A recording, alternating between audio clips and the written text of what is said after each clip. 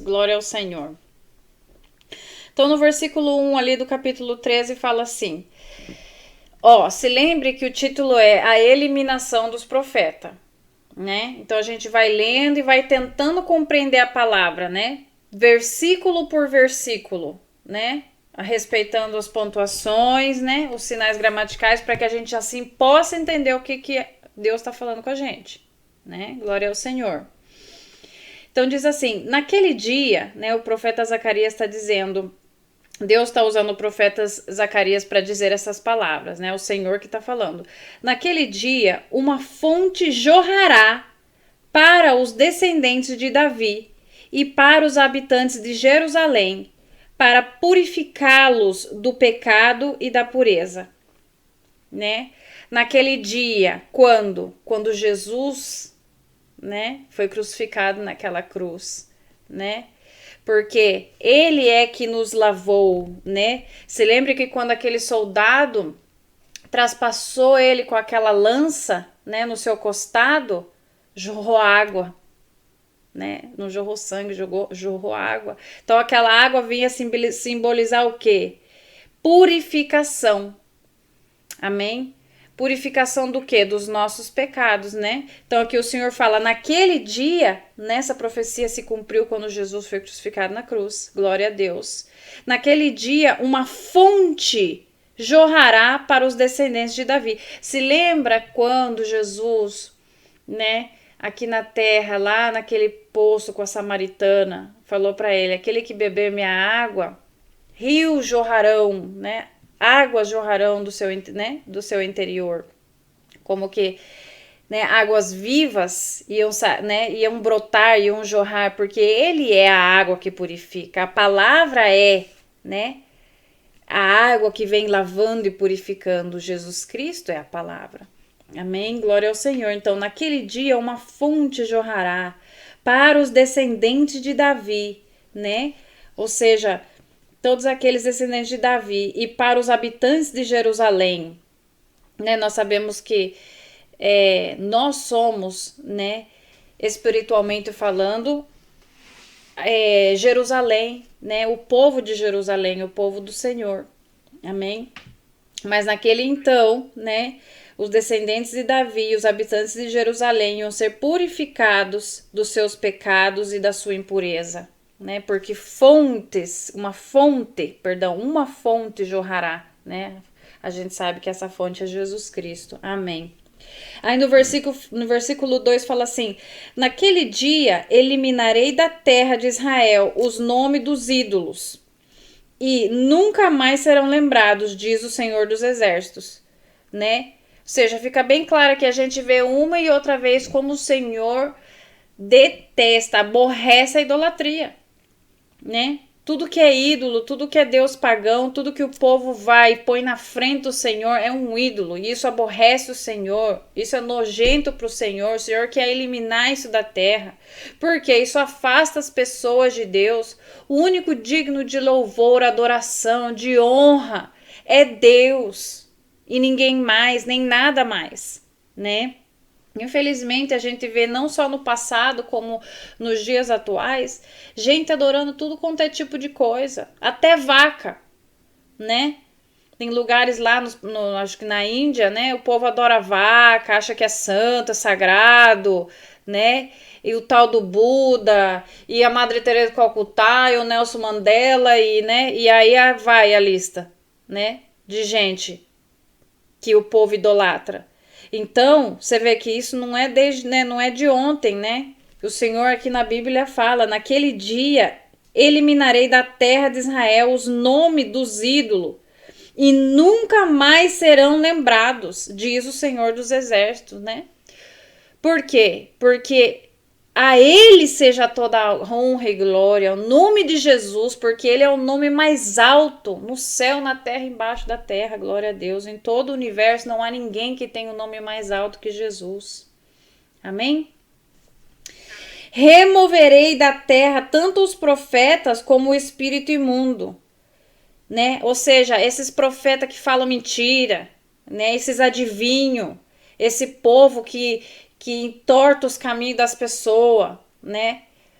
que quer usar as pessoas para ganhar dinheiro, para ganhar fama, né? Que desvia as ovelhas do Senhor com essas profecias mentirosas, né? Por quê? Porque eles têm o espírito imundo. O espírito imundo. Olha como está escrito esse espírito, com letra minúscula, né? Então são espíritos malignos, espíritos enganadores, espíritos de adivinhação, espírito de cartomante, espírito de vidente, das trevas.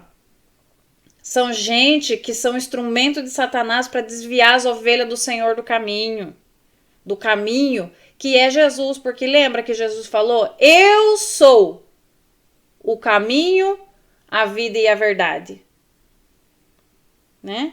Então a gente não pode ser enganado, glória a Deus.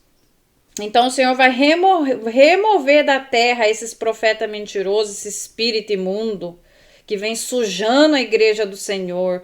No versículo 3 fala assim: e se alguém ainda profetizar, seu próprio pai e a sua mãe lhe dirão: você deve morrer, porque disse mentiras em nome do Senhor.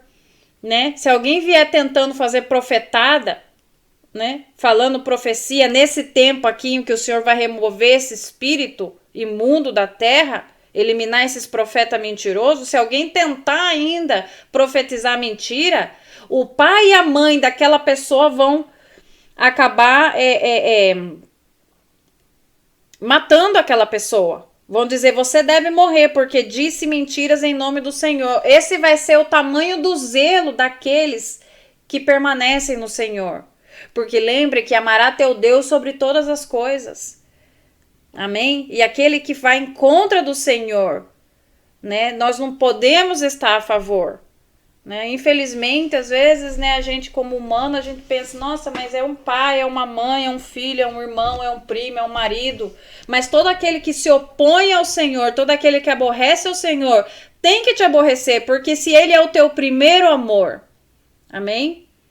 Então o Senhor já vem anunciando aqui que isso é incorreto, as pessoas não devem fazer isso, vem chamando as pessoas ao arrependimento, mas mesmo assim elas insistem no erro por não querer abrir mão do dinheiro ou da fama ou do poder, sabendo, conhecendo a palavra, mas mesmo assim fazendo o que desagrada ao Senhor, desviando as ovelhas, inventando mentira, continuando insistindo em profetizar mentira. Então aí os próprios pais dessa pessoa vão falar: ó, você deve morrer porque está falando mentiras em nome do Senhor. Porque se lembra que o Senhor nunca faz uma coisa sem antes anunciar os seus profetas, né? Nunca faz uma coisa sem antes advertir. Então aqui o Senhor está usando Zacarias para advertir o que acontecerá no futuro. Então ninguém vai poder dizer: ah, mas ninguém nunca me falou. Né? Ou isso é repentino. Como assim? Nossa, que pais que vão matar os seus próprios filhos ou vão ameaçá-los de morte porque estão profetizando mentira. Mas isso aqui vem sendo anunciado desde os tempos em que isso foi escrito. Amém? Então não tem desculpa, né? Deus está repetindo uma e outra vez porque Deus tem misericórdia. Mas as pessoas, sabendo a verdade, porque essa palavra é para a igreja, essa palavra é para os que aquele que leem a palavra, que conhecem o Senhor. Porque aqueles que estão no mundo não conhecem a palavra de Deus. Não tem entendimento. Né? São como animais selvagens que se movem pelos seus instintos carnais, são dominados pelos poderes das trevas, porque a palavra ainda não os libertou, porque eles não têm conhecimento da palavra. Por isso que o Senhor fala: conhecereis a verdade e a verdade os libertará. Mas aqueles que não conheceram a verdade ainda não são libertos. Então, quando a gente lê essa palavra, quando o Senhor dá essa advertência, o Senhor está dando advertência para o mundo ou para nós que conhecemos a palavra? Para nós. Por isso que o Senhor fala: a limpeza vai começar dentro de casa, né? A limpeza vai começar dentro de casa. Glória a Deus. Então aqui continuando, fala assim: quando ele profetizar, né, esse profeta mentiroso, seus próprios pais o esfaquearão. Essa vai ser o tamanho da ira que se vai acender nas pessoas quando alguém tentar blasfemar contra o Senhor. Amém? Por quê? Lembre-se que o título é a eliminação dos profetas. De quais profetas? Daqueles que não são os profetas de Deus, obviamente. Porque aquele que está em obediência ao Senhor, obviamente que vai ser premiado e não castigado. não eliminado, né? Glória ao Senhor. Então, no versículo 4, continua dizendo assim, o Senhor: naquele dia, todo profeta se envergonhará da sua visão profética, né? Vai ficar com vergonha de profetizar tanta mentira, tanta profetada, né? Não usará o manto de profeta feito de pele. Por que aqui fala feito de pele? Por exemplo, faz a gente recordar de Elias, né? Elias era um profeta de Deus, aquele que fez descender fogo do céu, né? Que falou que ia parar de chover, que não ia cair água e não caiu, porque o Senhor, ele tinha intimidade com Deus, ele falava aquilo que Deus mandava, né? Porque profeta é boca de Deus na terra. Mas hoje em dia o que a gente mais vê as pessoas falando, glória a Deus, saúde, mãe, falando qualquer coisa, qualquer mentira, com tal de que as pessoas caem nessa armadilha. E Deus não falou coisa nenhuma, né? Eu imagino Deus lá de cima falando, e as pessoas, e Deus falou, e não falou coisa nenhuma, né? Então, ai daquele que faça isso, né? Então, não usará o manto de profeta, né? Porque feito de pele, assim como Elias. Porque Elias, sim, era um profeta de Deus. Ele usava mantos de pele, né? Pele de animais. Morava dentro das cavernas, né? Ele ia onde Deus mandava, né? Hoje em dia a gente vê, infelizmente, os profetas, né? Que na verdade não são profetas, andando de carrão, com relógio de ouro, né? São famosos igual que artista. Todo mundo correndo atrás desses profetas por uma profecia. Mas olha o exemplo de profeta, por exemplo, o Elias. Era totalmente ao contrário, né? O cara, eu nem gosto de falar o cara, porque a gente tem que ter respeito, né? Honra a Deus, né? E também a gente tem que honrar essas pessoas que honraram ao Senhor, né? Os nossos irmãos na fé. Ele, né? E aonde Deus mandava, não tinha um lugar, um aconchego. Você vê, ele saiu ali da beira quando parou de chover, né? Que Deus falou que não ia cair água, e ele falou pro rei Acabe que não ia cair água e não caiu. Falou, vai pra beira do rio Querite, né? Acho que é o nome Querite. E fica lá, né? Lá eu vou mandar os meus corvos te dar pão e carne e você vai beber água do riacho, né? Você acha que ele tava dormindo num hotel de luxo? Não, ele tava ali na beira do riacho. Só que enquanto todo mundo tava morrendo de sede, ali tava o profeta Elias nadando no rio, bebendo água do rio. Os corvos, que são carnívoros, vinha dar carne para ele e pão fresco do céu, né? Aí quando secou o rio, o Senhor falou para ele, né? Quando já vinha secando o rio, né? Porque o Senhor sempre se antecipa, né? Ele sabe todas as coisas e o tempo dele é preciso. Falou assim, ok, agora você vai até a Sarepta, né? Serepta, que lá tem uma viúva te esperando que ela vai te sustentar, né? Chegou lá, a mulher já estava pronta para morrer, né? Ia fazer a última fogueira, o último pãozinho ali, ia morrer com o filho. Falou, não, você vai lá, vai dar esse último pãozinho para mim, que na tua casa não vai faltar farinha nem óleo para você continuar fazendo pãozinho, né? Mas pela fé. Então você vê, ele aí viveu na onde? Viveu no luxo, ele foi para casa do governador do estado, ele ficou, né? Em qualquer situação dessa. Não, ele foi na casa da viúva que já ia morrer de fome, ou seja, um lugar humilde. Então a gente vê o contraste do que é ser profeta na língua desses mentirosos e do real profeta, né? Aí você fala assim, poxa vida, mas o cara servia a Deus e vivia nessa dureza. É que a gente tem uma ideia de prosperidade enganosa, porque esse é um engano de Satanás. O Senhor repreenda no nome de Jesus. Prosperidade é vida em Cristo. Deus supre aquilo que a gente necessita. Ele quer que a gente viva em abundância? Quer. Ele não vai te deixar faltar nada. Se você vive em obediência, Deus te ampara em tudo, nos mínimos detalhes. Só que as pessoas querem ter e se encher, né? E nada disso na realidade satisfaz a alma do homem. Então, a prosperidade, a saciedade, a verdadeira felicidade é Jesus Cristo de Nazaré. Se você tem a Jesus, você tem tudo que você precisa. Amém? Glória a Deus. Então aqui ele fala, né? Naquele dia todo o profeta se envergonhará de sua visão profética, não usará o manto de profeta feito de pele para enganar, né? Se vestindo aí de profeta, né? Com esses mantos aí. Ele dirá, eu não sou profeta, né? Ele mesmo dirá, sou um homem de... Ou seja, os verdadeiros servos do Senhor, os que amam o Senhor, vão falar, eu não sou profeta, sou um homem do campo, a terra tem sido o meu sustento desde a minha mocidade. Se alguém lhe perguntar, que feridas são estas no seu corpo? Ele responderá, fui ferido na casa de meus amigos. Aqui o Senhor está dando o exemplo daquele que é o verdadeiro, daquele que é o exemplo a seguir. Amém? Porque ele fala assim, não, eu não sou profeta. Né? Você é profeta? Fala, não, eu não sou profeta. Né? O que você é então? Né? Eu sou um homem do campo. Né? Eu sou um homem do campo. Geralmente o homem do campo é o quê? Uma pessoa humilde, né? Uma pessoa que vive do trabalho das suas mãos, né? Eu sou um homem do campo. A terra tem sido o meu sustento, né? Que come da terra, do que ele faz, do que ele produz ali, né? Na humildade, né? No esforço, sem ostentação, sem enganar os outros, né? Sem usurpar os outros.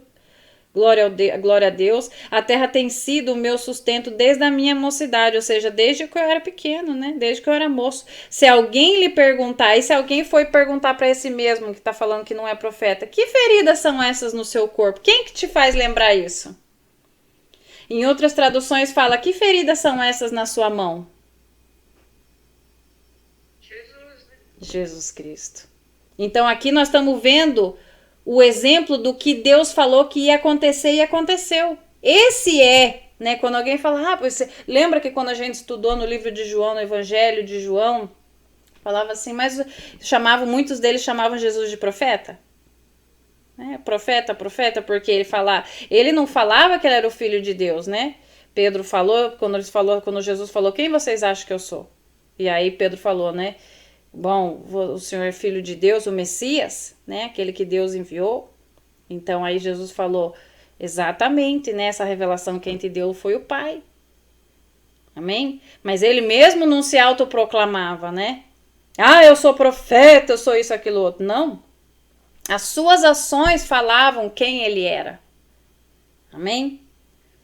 Né? Então, assim, a gente vê aqui quando faz essa menção, né? Que feridas são essas no seu corpo, né? Essa é a nova versão internacional, mas em outras versões fala, que feridas são essas nas suas mãos? Ele responderá, fui ferido na casa de meus amigos. Olha pra você ver, Jesus é tão maravilhoso que mesmo ele tendo vindo nesse mundo, sabendo que ele ia sofrer morte de cruz, ele ainda faz menção a nós como seus amigos. Nós o pregamos naquela cruz. E ele fala assim, fui ferido na casa de meus amigos. Louvado seja o nome do Senhor, porque ele é maravilhoso demais. Né? Esse é o amor que passa todo entendimento humano. Ele sabia que ele ia naquela cruz, né? E os próprios amigos, infelizmente, né? Ou seja, ali ele considerou aqueles que o crucificaram como amigos, né? Glória a Deus. Então, o pastor ferido e as ovelhas dispersas. Aí no versículo 7 continua dizendo, lê lá, mãe, devagarzinho, glória a Deus. No versículo 7. Levante-se, ó espada, contra o meu pastor, contra o meu companheiro. Declara o Senhor dos Exércitos. Ok. Vamos um por um aqui. Bom, continua até o final do 7 só, mãe.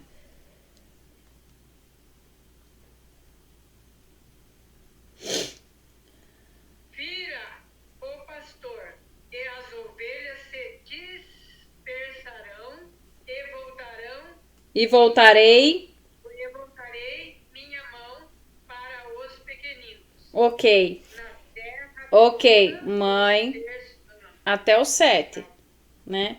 Então aqui continua falando, né? O Senhor fala assim, o pastor ferido e as ovelhas dispersas. Quem é o pastor ferido? Jesus. E as ovelhas dispersas são os seus discípulos ali, né? Que ficaram dispersos quando Jesus foi crucificado.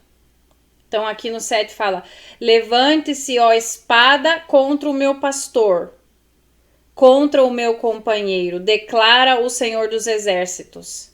Né? Isso foi exatamente, essa foi uma profecia que se cumpriu exatamente assim, todas como o Senhor dá. Cada profecia se cumpre exatamente como ele diz. E aqui a gente já vê, isso é Velho Testamento, Jesus ainda, né? Isso aqui é Zacarias profetizando a vinda ainda do que ia acontecer.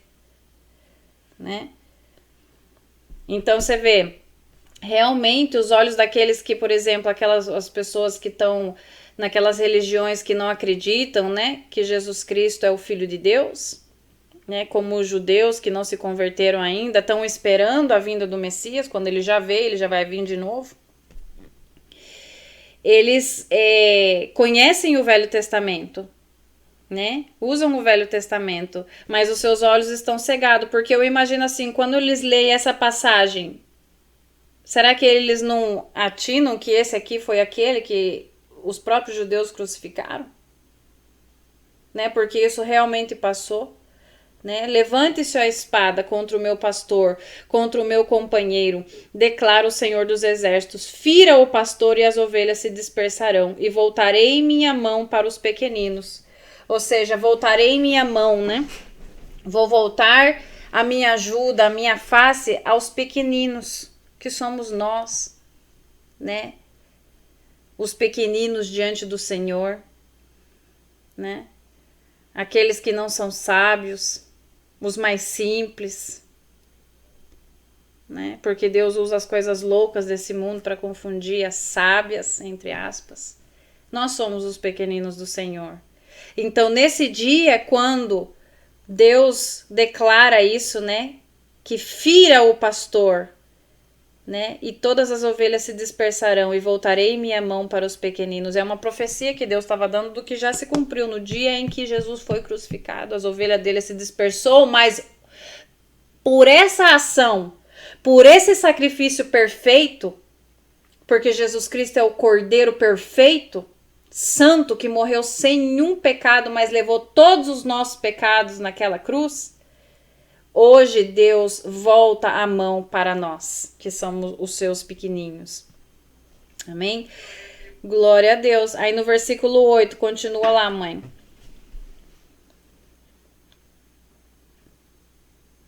Na terra toda, Dois terços serão ceifados e morrerão, todavia a terça parte permanecerá, diz o Senhor. Colocarei essa terça parte no fogo e a refinarei como prata e a purificarei como ouro. Ela invocará o meu nome, eu lhe responderei. É o meu povo, direi. E ela dirá: o Senhor é o meu Deus. Então aqui o Senhor continua dizendo, né? Na terra toda, no versículo 8, 2 terços serão ceifados e morrerão, né? Desses pequeninos, dessas pessoas. Todavia, a terça parte permanecerá. 2 terços morrerão, 2 terços serão ceifados. Né? Isso é uma profecia que o Senhor está fazendo. 2 terços serão levantados dessa terra e morrerão. Mas a terça parte permanecerá, ou seja, continuará vivo, diz o Senhor. Colocarei essa terça parte desses que permanecem vivos no fogo e a refinarei como prata e a purificarei como ouro. O que quer dizer isso? Vão ser provados. Vão ser provados, porque... Fala de novo, mãe? O seu vídeo estava pausado. Ok. Então, na terra toda, 2 terços serão ceifados e morrerão, todavia a terça parte permanecerá, diz o Senhor. Colocarei essa terça parte no fogo e a refinarei como prata. A gente sabe que para que o ouro seja identificado como ouro, ele tem que passar pelo fogo. Né? Porque quando o ouro é passado no fogo, ele continua sendo ouro. Ele reluz ainda mais, ele brilha ainda mais, porque ele é verdadeiramente ouro. Mas a gente só vai saber se aquela pedra é ouro ou não, porque tem muita pedra que parece ouro, não é? Quando passada pelo fogo. Porque aquelas que são permanecerão e aquelas que não são vão mostrar sua real face, sua real identidade. Né? Glória a Deus. Então, por isso que o Senhor fala daqueles que permanecerem vivos, né? Dos pequeninos, colocarei essa terça parte no fogo, né? E a refinarei como prata, e a purificarei como ouro. Né? Então vai refinar, essa parte vai cair no fogo, vai ser refinada como prata e purificada como ouro. Ela invocará meu nome, ou seja, daqueles, né, que são purificados agora pelo Senhor como ouro, vão invocar o nome do Senhor, vão chamar o Senhor e Deus vai responder e eu lhe responderei. É o meu povo, direi. Né? Esse povo que foi purificado, Deus vai falar, esse é meu povo, é o meu povo. E essas pessoas que foram purificadas vão dizer, o Senhor é o meu Deus. Né? Como volta a casa. Isso me faz lembrar no filho pródigo, isso me faz pensar também no livro de Isaías, no capítulo 43, olha o que o Senhor fala, glória a Deus. O único Salvador de Israel. Mas agora assim diz o Senhor, aquele que o criou, ó Jacó, aquele que o formou, ó Israel. Não tema, pois eu o resgatei. Eu o chamei pelo nome, você é meu. É isso que o Senhor fala para nós. Quando você atravessar as águas, eu estarei com você. Quando você atravessar os rios, eles não o encobrirão. O que quer dizer isso? Você vai continuar com a cabeça para fora respirando. Vai vir? Vai. Mas eles não te encobrirão. Quando você andar através do fogo, não se queimará. Isso faz a gente lembrar de Cedraque, Mesaque e Abednego naquela fornalha. Né? E o quarto homem, no caso. Né? Ali estava Jesus Cristo com eles. Eles saíram daquela fornalha sem nem... o cabelo deles está cheirando fumaça. Né? Mas a altura daquele fogo estava 7 vezes mais quente, porque o faraó estava indignado que eles não se prostravam diante dele. E falou que ninguém ia sobreviver a uma fornalha tão quente. E ainda falou, aumenta 7 vezes mais a quentura desse fogo. E quando o guarda foi levar os 3 para jogar eles no fogo, o guarda queimou só o vapor daquele fogo. Queimou ele na porta e ele morreu. Agora eles foram jogados lá e eles estavam dançando dentro do fogo com Jesus. Aleluia, glória a Deus, Senhor. Então o Senhor fala, quando você andar através do fogo, não se queimará. As chamas não o deixarão em brasas. Pois eu sou o Senhor, o seu Deus. Olha como Deus ama a gente. Aqueles que guardam a sua palavra. O Santo de Israel, o seu Salvador, dou o Egito como resgate para livrá-lo. Não tem o que Deus não dê por você, porque você é precioso do Senhor. Olha o que ele diz aqui. Dou o Egito como resgate para livrá-lo, a Etiópia e Sebá em troca de você. Uma nação completa ele dá para o teu resgate. Visto que você é precioso e honrado à minha vista. Aleluia. E porque eu o amo, darei homens em seu lugar e nações em troca da sua vida. Não tenha medo, pois eu estou com você. Amém? Então, isso me faz lembrar essa passagem, que o Senhor... Nós naquele dia, o Senhor vai falar, esse é o meu povo, e nós diremos, o Senhor é o meu Deus. Finalmente, não? Finalmente, depois de tanto tempo, depois de tanta luta, depois de tantas provas, né, e vitórias, mas tanto tempo, a gente vai poder ver o Senhor face a face, no nome de Jesus. Por causa desse pastor, por causa do que esse pastor fez. porque ele foi ferido naquela cruz e pagou por mim e por você. Amém? Então você vê, todas essas palavras são profecias já cumpridas. E ainda, você vê, a palavra é viva e ainda está por se cumprir ainda essa parte final. Na realidade, já se cumpriu. Porque eu já digo, o Senhor é meu Deus. Você já diz, o Senhor é meu Deus. Então, ela já, para nós, essa profecia já é real. Né? Mas lá na frente, não? Mas lá na frente, quando nós estivermos na Nova Jerusalém, né, onde não vai haver mais tristeza, não vai haver mais dor, não vai haver mais mentira, morte, enfermidade, né, que nós vamos ter vencido a batalha da fé. Naquele dia, então, novamente, outra vez a profecia se cumpre. Glória a Deus, aleluia. Você vê que a palavra do Senhor é eterna. Ela é a mesma ontem, hoje, amanhã e para sempre. O Senhor diz que todas as coisas passarão, mas a palavra de Deus permanecerá para sempre. E é verdade. Glória a Deus. Vamos agradecer ao Senhor, então. Senhor, meu Deus, amado Pai, no nome de Jesus, nós te agradecemos, meu Deus, por essa revelação dessa palavra preciosa, Senhor, para as nossas vidas. Obrigada, meu Deus, pela vida da minha mãe, Senhor. Obrigada, Senhor, porque o Senhor nos permite estar aqui, meu Deus, alimentando-nos da tua palavra, meu Deus, fortalecendo-nos no Senhor, conhecendo mais de ti, exaltando o teu nome, meu Deus. Obrigada, Senhor Jesus, pelo teu sacrifício na cruz, Pai. Obrigada, meu Deus, por nos chamar de amigos, meu Deus, mesmo nós não sendo merecedores, Pai. Tu fizeste tudo por amor, Senhor. Aleluia. Toda honra e toda glória ao teu nome, Senhor, para sempre. Obrigada, meu Deus. É no nome de Jesus que nós oramos. Amém e amém.